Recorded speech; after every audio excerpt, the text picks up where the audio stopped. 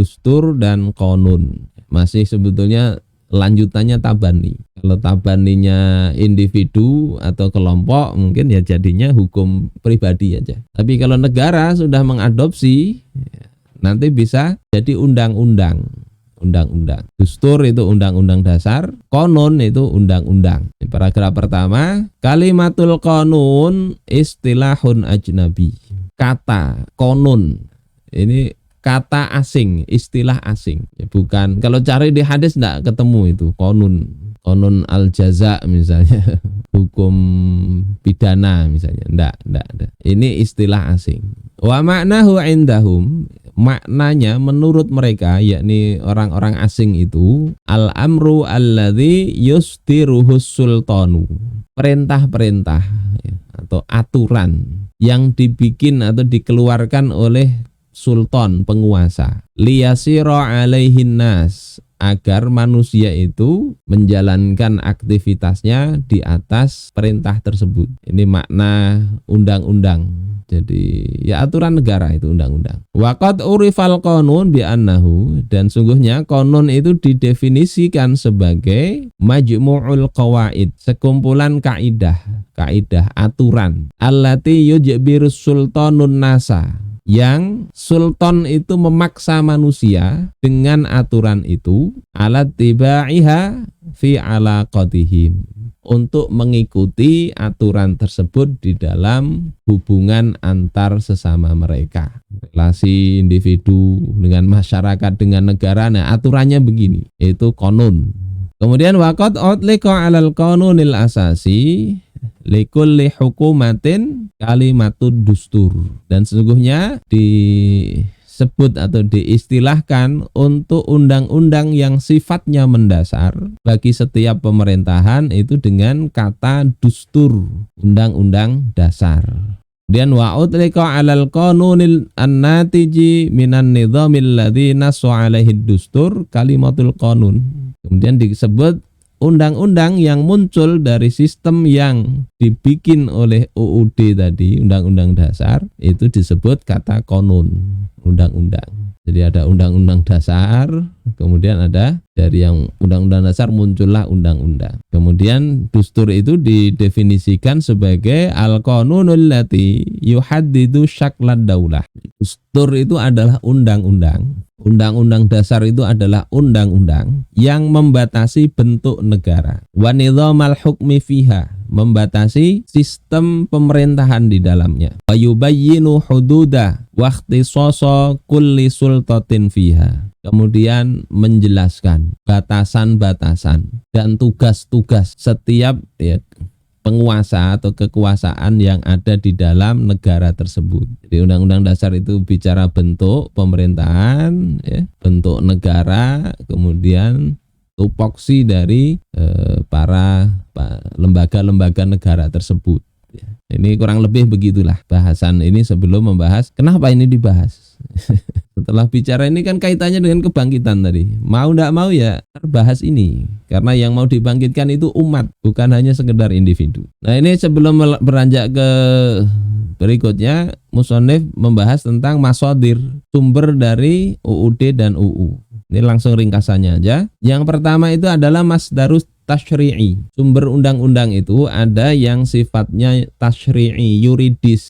Sumber yuridis, yakni sumber seperti sini yang diambil secara langsung seperti adat, tradisi, agama, kemudian araul fuqaha, pendapat para orang-orang fakih, kemudian ahkamul mahakim, keputusan-keputusan mahkamah, kemudian kaedah-kaedah tentang keadilan. Nah, ini yang kemudian dipakai di undang-undang dasar sebagian negara barat, yakni seperti Inggris dan Amerika. Jadi diambil dari adat kebiasaan mereka, tradisi, agama-agama mereka, pandangan para pemuka agama mereka dan seterusnya. Kemudian yang kedua ada sumber tarikhi, sumber historis, yakni sumber yang diambil dari dustur atau konun sebelumnya, seperti undang-undang Perancis atau sebagian wilayah-wilayah negeri dunia Islam itu tinggal comot, dicomot dari mana? Dari Ini misalnya ada Undang-Undang Napoleon 1804 itu dari bangsa Prancis, ya, adat-adat bangsa Prancis. Kemudian Undang-Undang Romawi, ya, pasca revolusi Prancis, ini tinggal diambil. Di Indonesia ini sebagian mengambil undang-undang dari zaman penjajah, itu kata profesor hukum ya yang teman itu. Ya memang makanya banyak istilah-istilah masih istilah Belanda, ada sumber tarikhi begitu. Nah problemnya adalah di sini yang dibahas adalah boleh ndak menggunakan istilah itu. Hal yajuzu isti'malu hadzal istilah am la yajuz.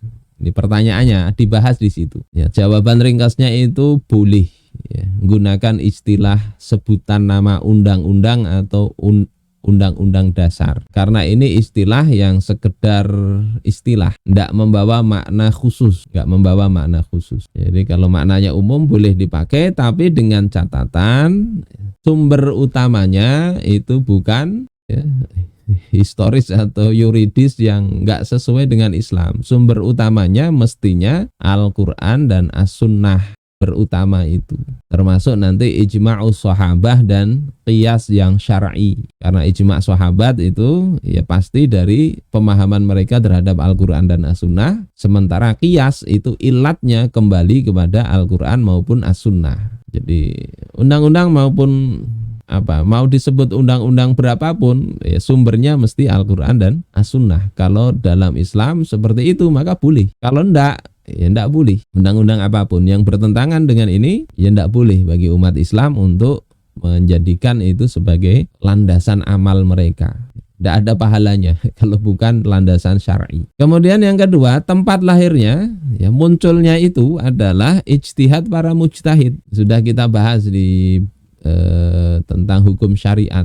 Karena Al-Quran dan As-Sunnah tidak boleh sembarangan dipahami, diambil maknanya. Ya, orang-orang yang punya kemampuan untuk itu yang berhak untuk menggali, tidak sembarangan. Tidak. Kemudian setelah digali ini kan para mujtahid bisa beda pendapat. Maka ya khalifah yang punya hak untuk mentabani, melegislasikan. Ini loh yang dipakai. Nah begitu.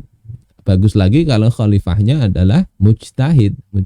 Ini insya Allah tentang boleh ndaknya. 3 syarat ini penting. Dan ini yang membedakan undang-undang itu apakah islami apa ndak. Kemudian yang berikutnya ini yang penting juga adalah hal min maslahatil muslimin wad'u dusturin syamilin wa qawanina amatin lahum amla. Apakah membuat undang-undang ini merupakan kemaslahatan, undang-undang yang menyakup seluruh hal, ya. Syamil. Semua hal ada undang-undangnya, lengkap. Apakah ini maslahat bagi kaum muslimin apa tidak? Karena kita ketahui dulu tidak ada undang-undangan begitu. Khalifah 4 tidak ada, draft undang-undangnya tidak. Tapi ada perjanjian-perjanjian ada ya dengan Nasrani Najran ya, pada masa Rasul. Nanti pada masa Umar ada kitab yang membahas ya perjanjian-perjanjian itu ada. Dokumennya ada. Kita punya di PDF-nya ada.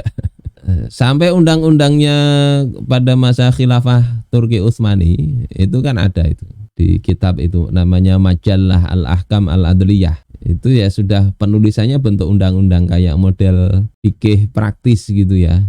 Pasal-pasal ini ya, kayak belajar fikih praktis. Ini maslahat apa tidak? Pertama, kalau menyeluruh dan merinci segala hal, nah undang-undang seperti itu bisa membunuh kreativitas ijtihad. Kata musonif begitu. Kalau mendetil itu orang akan tidak mikir lagi, terlalu nyaman, tidak memunculkan orang bisa mikir berijtihad.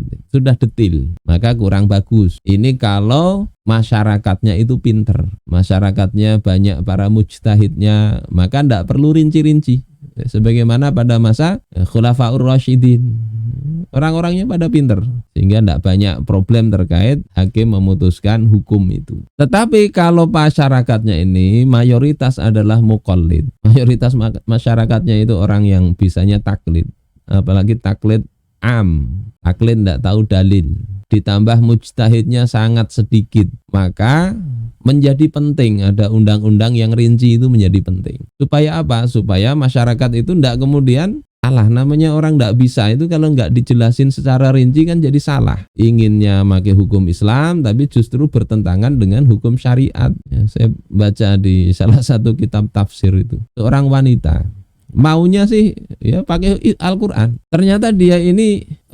berhubungan seksual dengan budak lelakinya. Kasusnya sampai kepada Khalifah Umar bin Abdul Aziz. Kata wanitanya kan di Al-Quran ada itu. Walladzina hum li furujihim hafizun illa ala azwajihim aw ma malakat aymanuhum aw ma malakat aymanuhum fa innahum ghairu malumin. Orang-orang yang mereka menjaga kemaluannya kecuali kepada pasangan-pasangannya, istri-istrinya atau budak-budak yang mereka miliki. Lah ini laki-laki ini budakku, jadi aku ndak ada masalah. Coba bayangkan itu ya. Akhirnya oleh Khalifah Umar bin Abdul Aziz, ini pelik ini. Al-Qur'annya ada dalil. Ya, kemudian ini salah ini. Ini bukan untuk wanita, tapi ini untuk pria. Para ahli fikih jelasin. Akhirnya apa? Ya tidak dikenai hukum zina, ndak ya, karena itu ada syubhat. Tapi dia jual lah, budaknya itu jual. Jangan dikumpul lagi. Nah ini apa? Orang bayangkan kalau dia itu statusnya sebagai qadhi, tidak dibikinkan undang-undang yang detail. Dia pahami sendiri ayat begitu. Ya bisa bahaya itu. Kayak model sekarang juga ada ustadz yang kadang tidak karu-karuan. Yang kemarin saya ceritakan itu. Merasa sudah makomnya tinggi, akhirnya sholat semuanya di jamak qashar, safar apa ndak di jamak qashar. Alasannya adalah kita hidup di dunia ini, ya, kita ini kan musafir menuju akhirat. Kalau seperti itu kan kacau. Ini menunjukkan apa? Ya level pemahaman yang sangat-sangat jauh. Maka dalam kondisi masyarakat yang seperti ini banyak muqallidnya, sedikit mujtahidnya, atau banyak muqallid tapi merasa diri sebagai mujtahid, ya, maka dalam kondisi ini perlu ya, penting dibikin undang-undang maupun undang-undang dasar yang ya, memakai landasan Islam. Namun dalam kondisi ini kata Syekh Taqiyuddin An-Nabhani, untuk tetap masyarakat agar muncul kreativitas ijtihadnya itu perlu dibatasi pada hukum-hukum umum, muamalah, ukubat ya, dalam seluruh bidang, agar apa? Masyarakat ini ngerti loh. Ini loh ekonominya, ini sanksinya, ini pendidikannya, ini bicara politik luar negeri, ini bicara satu taklim, strategi pendidikan, dan ini bicara hukum-hukum umum, ini bicara masalah pemerintahan dan seterusnya. Dibikin secara umum, kasih penjelasan dalil ya, gimana munculnya hukum-hukum itu. Maka dengan begitu dua-duanya insya Allah terpenuhi. Pertama ya, para orang yang ingin berhukum dengan hukum Islam itu punya gambaran terarahkan, tapi tetap harus mikir gitu loh, supaya tidak buntu pikirannya. Nah ini dijelaskan di paragraf 5 bagian 4. Wahina tatabanna ayya hukmin yajibu an tatabannahu ala asasi quwwatid dalil syar'i. Ketika negara itu mentabani, mengadopsi suatu hukum, maka wajib untuk mengadopsinya itu di atas landasan kekuatan dalil syar'i. Ma'al fahmi sahihi lil mushkilatil qaimah, dengan memahami ya, pemahaman yang sahih, yang benar terhadap muskilah yang terjadi. Jadi bikin undang-undang itu lihati problemnya, pahami betul apa problemnya, apa penyebabnya ya. Walidzalika kana 'alaiha an tadrusal muskilata awalan litufhamaha. Karena yang demikian itulah maka wajib bagi negara atau siapa yang mau menggali undang-undang itu ya, untuk mengkaji masalah itu pertama kali agar dia bisa memahaminya. Li'anna fahmal muskilah daruriyun jiddan.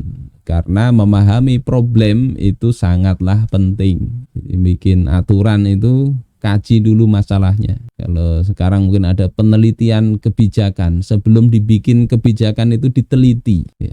Baik itu bisa masalah ini bisa ke arah teknologi, bikin simulasinya dulu. Banyak software untuk simulasi. Bikin modelnya. Jangan kemudian setelah terjadi dibikin akhirnya ya tidak ada yang make. ya ganti lagi, kan banyak begitu. Tsumma tafhamu atau tufhamul hukmu syar'i, kemudian difahami hukum syara' alladzi yuntabaku ala hadhil muskilah, yang hukum syara' ini diterapkan atas muskilah ini, yang cocok masalahnya apa, kaji hukum syariatnya. Tsumma tudrasu dalilul hukmi syar'i, kemudian dikaji dalil-dalil hukum syariat tentang hal tersebut. Masalahnya apa? Hukumnya bagaimana, dalilnya seperti apa. Tsumma tatabanna hadzal hukma ala asasi quwwatid dalil. Kemudian baru dilegislasi, diadopsi hukum syariat tersebut berdasarkan kekuatan dalil. Ala antu khadha hadzal ahkam syar'i, hadhil ahkamus syar'iyyatu, ya, bahwa diambil hukum syariat ini imma min ra'yi mujtahidin minal mujtahidina, ya, bisa jadi dari pendapat mujtahid, ya, di antara para mujtahid ba'dal ittila'i ala dalili wal itmi'nani ila quwwatih, ya, setelah menelaah dalil-dalilnya dan puas, ya, dengan kekuatan dalil tersebut. Jadi modelnya begitu, ya. Dan musannif kitab ini tidak sekedar teorinya menyatakan ini, nanti bab setelah ini, ya, beliau bikin itu undang-undang, ya, masyru'ud dustur, contoh undang-undang untuk sebuah negara itu seperti apa, beliau tulis itu. Dan tidak hanya masyru'ud dustur, beliau tulis juga muqaddimatud dustur awil asbabul ladzi, ya, mujibatulaha, atau sebab-sebab yang mewajibkan dustur itu. Jadi ini dibuat oleh beliau, ya, dengan sangat detail, insyaallah begitu. Mungkin Ustaz Faiz, ya, mudah-mudahan bermanfaat dan kita tergambar lah ibarat kebangkitan umat itu bagaimana, sampai penerapan Islam itu mestinya tergambar, meskipun ini baru sekilas.